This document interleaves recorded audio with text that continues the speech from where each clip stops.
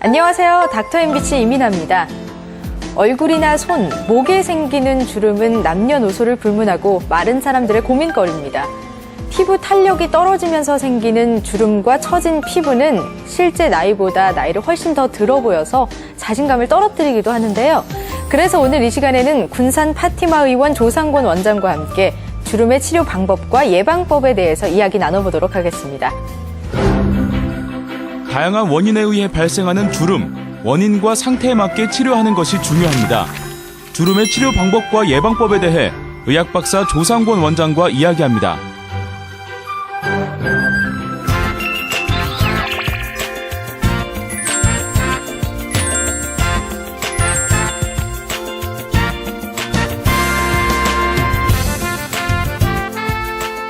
원장님 안녕하세요. 네, 안녕하세요. 오늘 주제가 주름인데요. 네. 먼저 주름이 어떤 건지에 대해서 알아봐야 할 것 같아요. 네. 주름은 무엇이고 왜 생기는 건가요? 네. 주름은 피부 탄력이 떨어져서 느슨해진 상태라고 이렇게 말할 수 있습니다. 그래서 피부가 탄력이 떨어진 원인은 그 노화라고 말하겠죠. 네. 노화 현상이라고 말할 수 있는데, 이 피부의 노화는 사람 같은 경우에는 20대 중반부터 나타나기 시작해서 이렇게 빨리 진행되는 이런 특성이 있습니다. 그럼 주름을 만드는 노화 현상의 원인에는 어떤 것들이 있을까요? 예, 뭐니 해도 나이가 대표적이겠죠. 네. 나이는 속이지 못한다고 하죠. 나이하고 그 자외선이 대표적이 될 수 있습니다. 그래서 나이에 따른 노화 과정을 보면은 20대 중반 이후부터 사람은 피부에서 이 분비물이 감소합니다. 그래서 피부가 건조해지죠. 네. 그리고 피부 밑에 콜라겐이라는 탄력 섬유가 있는데 이 탄력 섬유 양들이 갈수록 줄어듭니다. 그래서 피부가 탄력이 없어지죠. 그러니까 건조해지고 탄력이 없어지니까 갈수록 이제 땅구멍이 커 보인다고 처음부터 그러기 시작하시죠. 네네. 그래서 모공이 커 보이기 시작하고 이제 그것이 진행되다 보면은 이제 잔주름이 보이기 시작하죠. 그 과정이 지나다 보면은 이제 피부가 이제 밑으로 처져서 늘어지게 됩니다. 그래서 갈수록 주름이 심해 보이는 그런 양상이 되죠.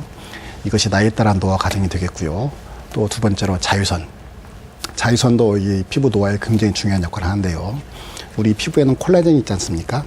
이 자외선은 이 콜라겐의 화학적인 변성을 일으킵니다. 그래서 콜라겐을 딱딱하게 응축시킵니다. 응축시키는 과정에서 이제 콜라겐이 갈라지니까 그 사이에 깊은 주름이 생기게 되는 것이죠. 이렇게 주름을 만드는 그 원인에는 이 나이와 콜라겐, 그 자외선, 그 네. 이후에도 그 유전이라든지 그렇지 않은 찡그리는 인상이라든지 네. 그런 표정근이라고 하죠. 그리고 흡연 아니면은 피부 색깔 이런 것들도 피부에 그 주름을 만드는 원인으로 이렇게 알려져 있습니다. 다양한 원인이 있네요. 그러면 이렇게 생긴 주름은 어떻게 치료를 하게 되나요? 네, 뭐 흔히들 환자분 표현에 칼을 대느냐 칼을 대지 않느냐 이렇게 표현을 많이 하시죠. 네. 그래서 수술하는 수술적인 방법과 비수술적인 방법을 이렇게 나눠볼 수가 있겠습니다. 비수술적 치료 방법에는 어떤 것들이 있을까요? 네, 우리 잘 알고 있는 보톡스나 그다음에 필러, 그다음에 자가지방주의, 그리고 레이저나 IPL, 그다음에 필링, 아쿠아리프팅 이런 것들이 기술적인 방법에 대표적으로 볼 수 있겠습니다. 먼저 보톡스는 우리 표정 근육의 움직임을 막아서 주름을 예방해주는 효과가 있고요. 그다음 필러나 자가지방주입은 얇아진 진피를 두껍게 함으로써 주름을 완화시키는 그런 효과가 있습니다. 그리고 레이저나 IPL은 피부에 열을 가해서 콜라겐을 생성시키고 또 콜라겐을 재배열시킴으로써 주름을 완화시키는 이런 효과를 기대하고 있고요. 그다음에 필링은 그 진피의 화학적인 반응을 일으켜서 콜라겐을 합성시킴으로써 주름을 완화시키는 그런 효과를 기대하고 있습니다. 보톡스나 필러, 레이저, IPL 이런 것들은 제가 사실 많이 들어본 방법들인데 아쿠아리프팅은 좀 생소한데 어떤 치료 방법인가요? 네, 아쿠아는 물이라는 의미죠. 네네. 그래서 물로 당겨준다는 그런 의미로서 흔히들 물광치료라고 많이 알려지기도 합니다. 이런 아쿠아리프팅은 그 가장 적극적인 보습 치료라고 이렇게 할 수가 있겠습니다. 우리 피부는 수분을 많이 함유하고 있어야 피부가 탱탱해 보이고 맑아 보이고 또 잔주름도 없어 보입니다.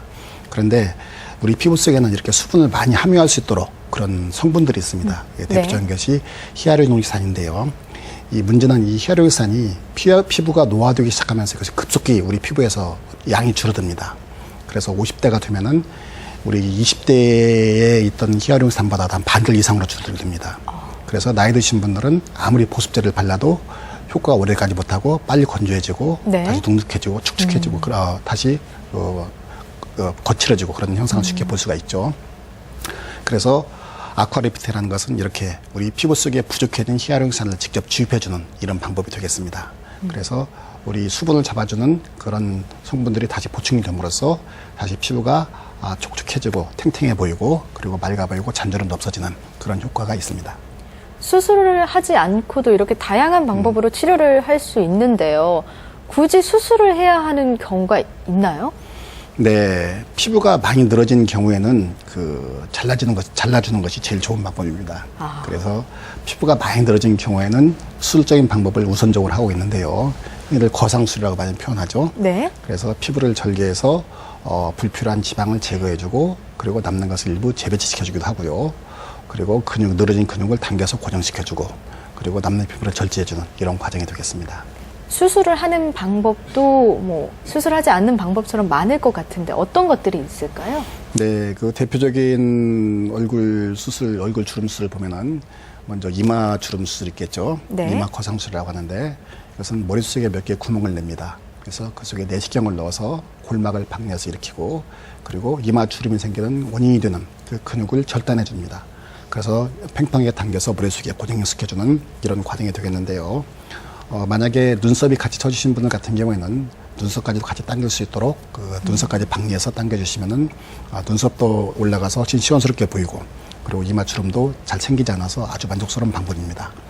그리고 또 안면 고상술이 있는데요. 이것은 우리 팔자주름 수술로 많이 알려져 있습니다. 네. 이것은 귀 앞에서 귀 뒤로 절개를 한 다음에 늘어진 근육을 당겨서 고정시켜주고 그리고 남는 피부를 팽팽하게 당겨서 고정시켜주는 이런 방법이 되겠습니다. 그리고 목주름 수술도 많이 하시는데요.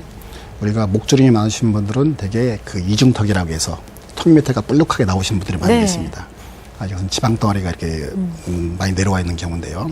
이런 지방을 제거해주고 늘어진 목 근육을 귀 뒤쪽으로 당겨서 접쳐서 고정시켜줘야 됩니다.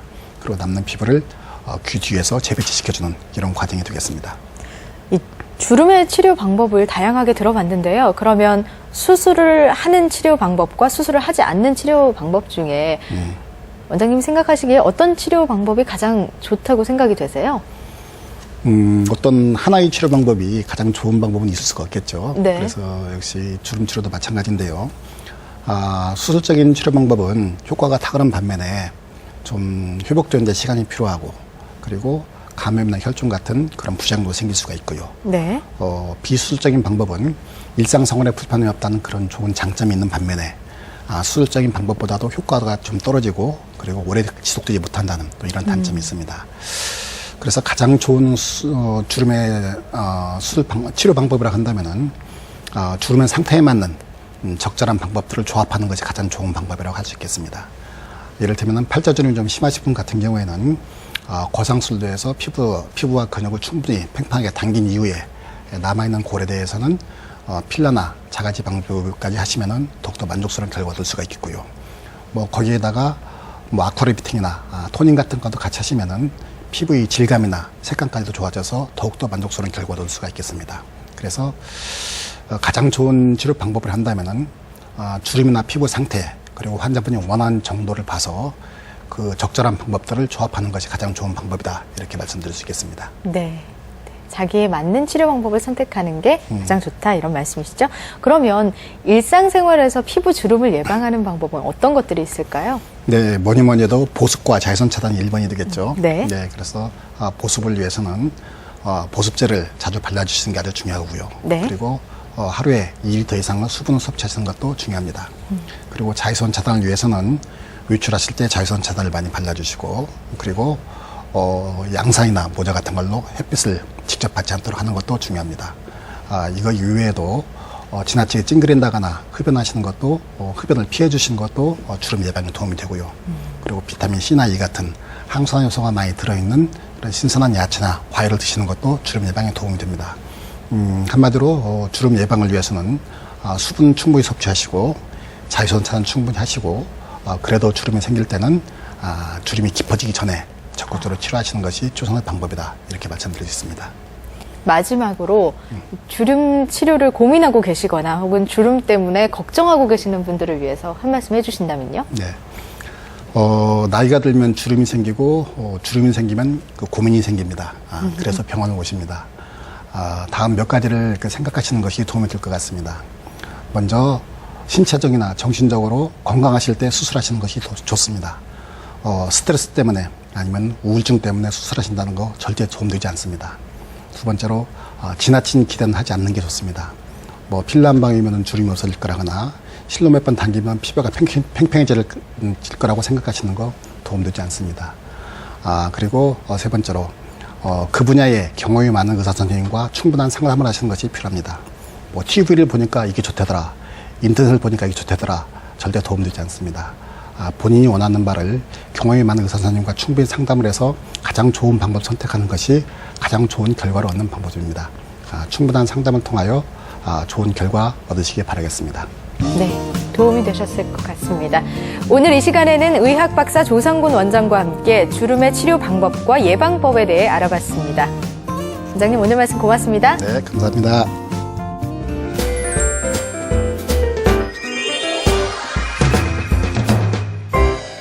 허리는 몸의 기둥 역할을 하는 중요한 부분이죠. 하지만 오랫동안 한자리에 앉아서 일하는 게 일상인 직장인의 경우에는 허리 건강이 좋지 않기 마련인데요. 이처럼 생활 속 자세의 영향을 많이 받는 질환, 전방 전이증에 대해 오늘 이 시간에는 전주우리병원 김재엽 원장과 함께 이야기 나눠보겠습니다. 현대인의 허리 건강을 위협하는 척추 전방 전이증. 나이와 증상에 맞게 관리하는 것이 중요합니다. 척추 전방 전이증의 원인과 치료법에 대해 신경외과 전문의 김재엽 원장과 이야기합니다.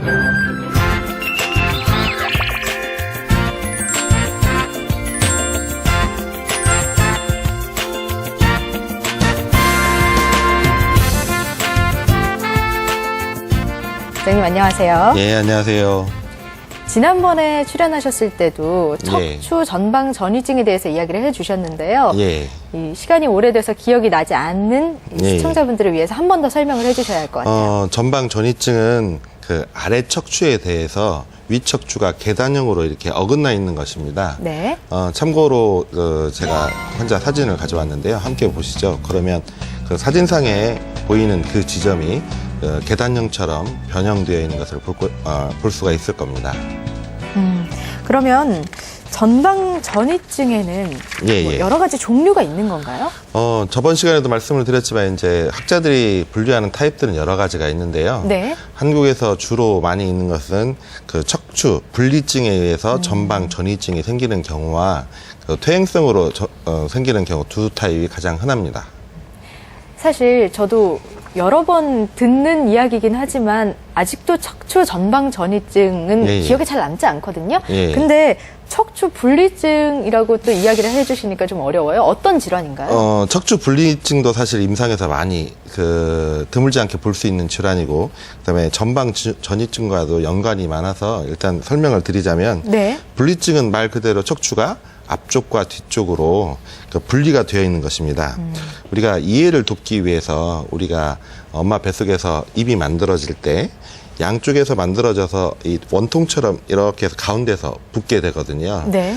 그게 잘 붙지 않으면 우리가 임상적으로는 뭐 구순열, 그다음에 구개열 하는 것처럼 입술이 불완전하게 붙어 있는 것처럼 보이는 그 환자분들을 본 적이 있으실 거예요. 네네. 마찬가지로 제가 여기 가지고 나온 모형을 보시면 이 앞쪽에 통뼈가 있고 이 뾰족뾰족 나와 있는 뒤에 구조물들, 이게 이제 가시뼈나 뭐 횡돌기 뭐 그런 것들인데, 이 앞쪽 뼈와 뒤쪽 뼈를 요 검은색으로 칠한 요 부위에서 이렇게 연결이 돼야 되는데 이게 연결이 되지 않는 게 분리증입니다.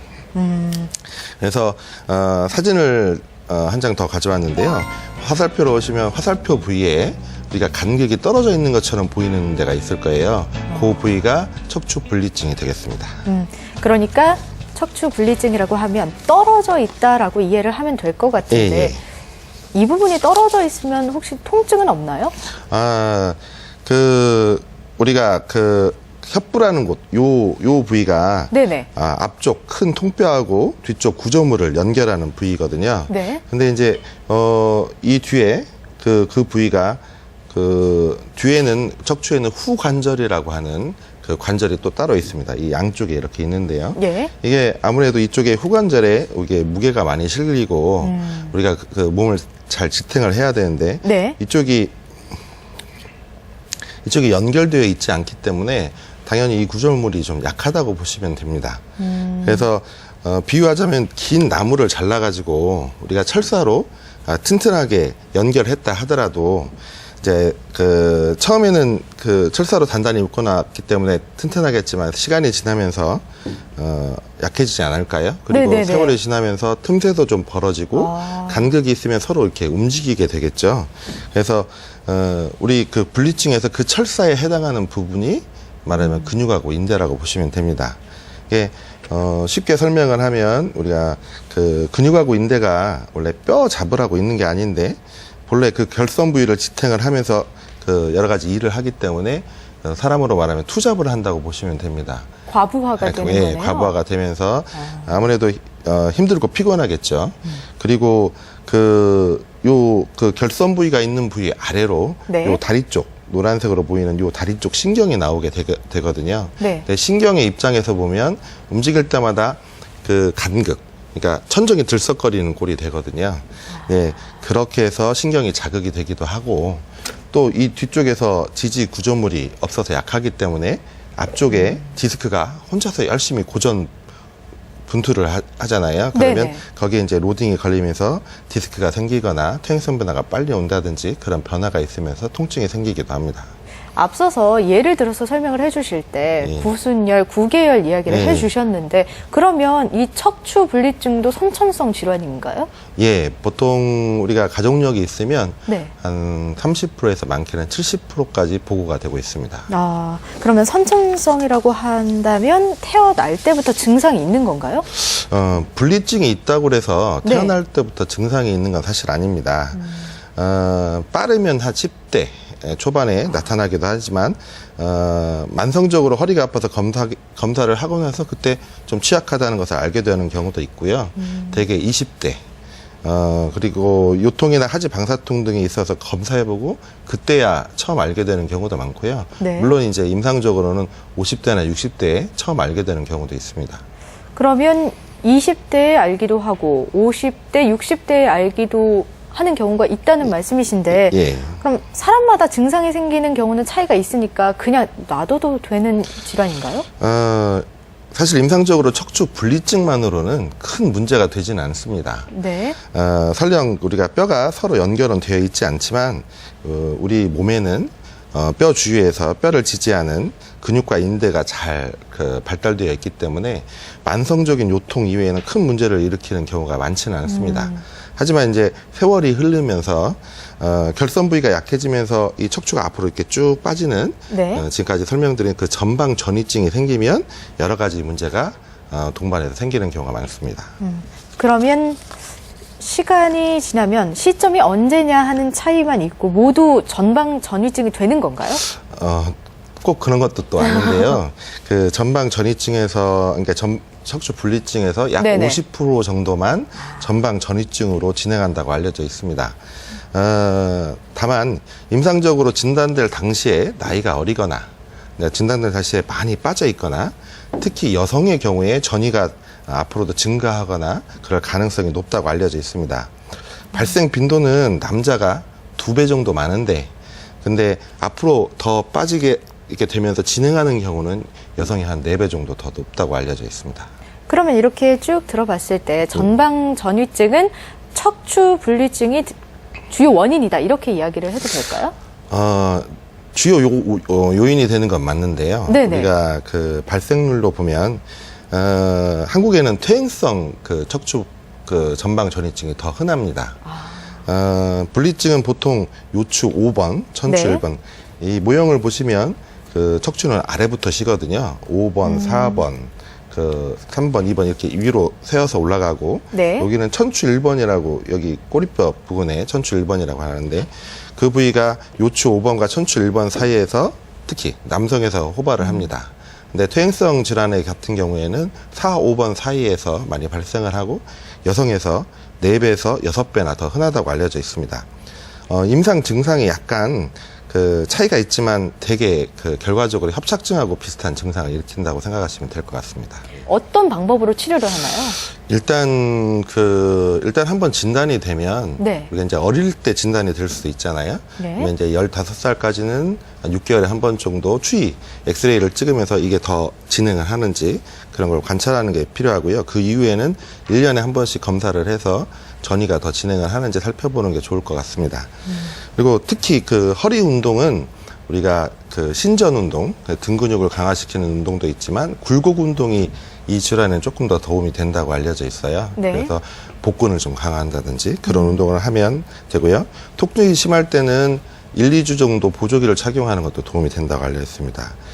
이외에 병원에 가시면 이제 약물 치료라든지 주사요법이라든지 요즘에 뭐 신경 치료 등 뭐 다른 치료, 그 통증 치료도 많이 하고요.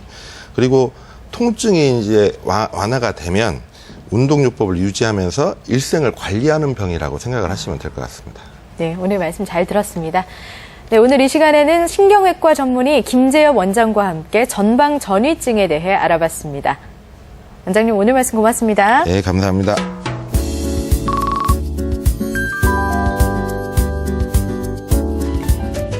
그동안 과일이나 채소를 먹을 때 식감이 좋지 않다는 이유로 껍질은 그냥 버리는 경우 많으셨죠. 그런데요, 단호박 껍질에는 노화 방지와 암을 예방하는 성분이 있고요. 고구마 껍질에는 면역력을 키워주는 성분이 있다고 합니다. 또 사과 껍질은 변비와 노화를 예방해주고요. 포도 껍질에는 항산화 효과와 심혈관 질환을 예방해주는 성분이 들어있다고 하네요.